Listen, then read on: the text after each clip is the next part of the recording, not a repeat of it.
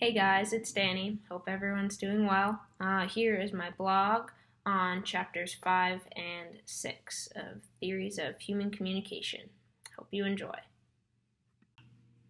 I thought that chapter 5 and chapter 6 were very interesting and they kind of went off of each other very well, talking about media and human communication with non human objects. Chapter 5 states right off the bat that as media changes, so does the way we think. And one quote that was in the book that really stood out to me was, "The media hold the key to the public sphere and can have a major influence on public opinion and formation." The cultivation theory really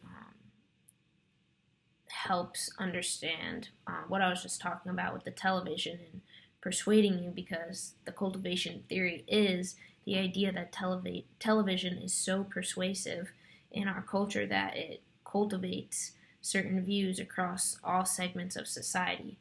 And although this can differentiate between whether you're a heavy viewer or a light viewer, depending on whether you watch more TV or less TV, and how much you're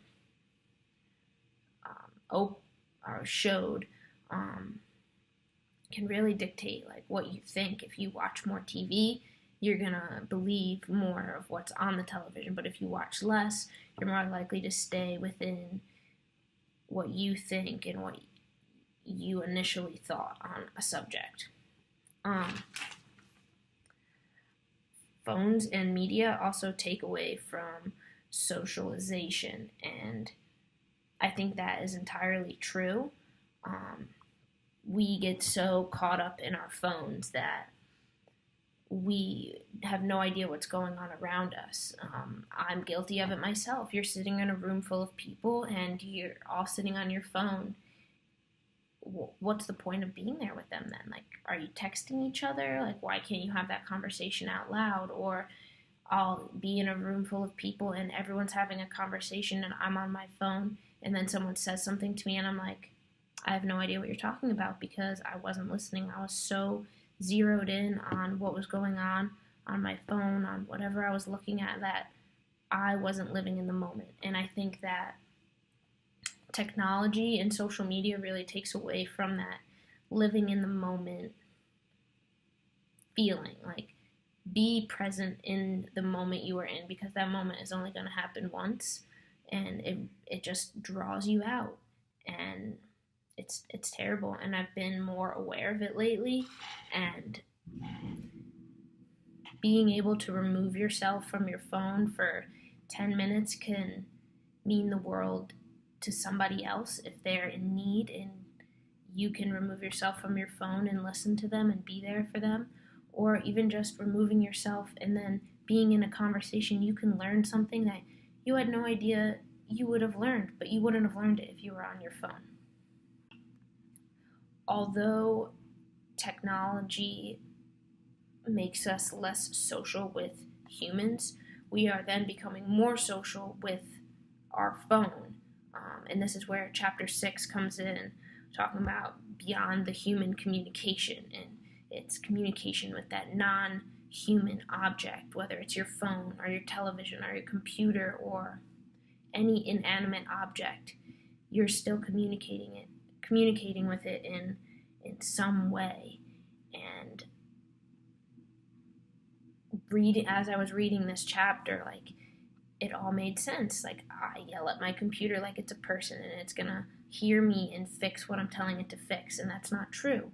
Or I get mad at my phone or the car because it's not doing what I want, but I'm treating it as this person, but it's not really a person. But we're so stuck in technology has all the answers. Technology can do things so much faster than a human. Like, why isn't it doing it? Why can't it hear me and do what I want to do? And it just doesn't make sense to be so stuck in that way of treating it like it knows what we're doing, and it's really just technology, and it's not a human we can actually speak to. Chapter 6 also talked about human communication with the environment, and that we don't live in peace with our world And that's why we're carving it up the way we do, by building, cutting down trees, putting roads and railways and everything we build on this land that's been created for us to live on. And we're ultimately destroying our own world. And it talked about how we're taming nature, and that's the progress for Western civilization at the expense of the harmony that operates within nature. And when I was reading this, it made me think of the Dr. Seuss movie, The Lorax. So, in The Lorax, if you've never seen it,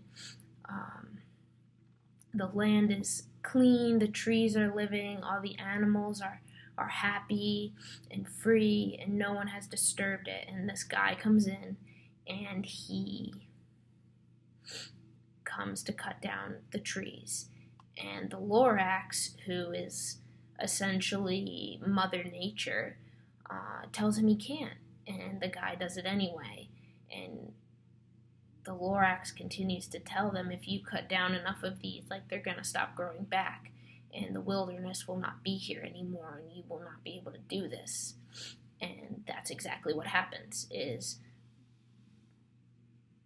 he cuts down every single tree, and then there's no wildlife. There's all the animals are gone, and he essentially ruined nature because he couldn't figure out how to communicate with it and be equal and live in peace with what nature is. And the Lorax was trying to explain that to him, and he couldn't understand that. And that's where I think the misconception comes in, is that nature and the environment does communicate back to us, but we don't know how to read or understand that communication. So we just continue doing the things we do, and then when we finally do understand why natural disasters are happening or global warming, it's too late, and we cannot reverse what we have already done to the world.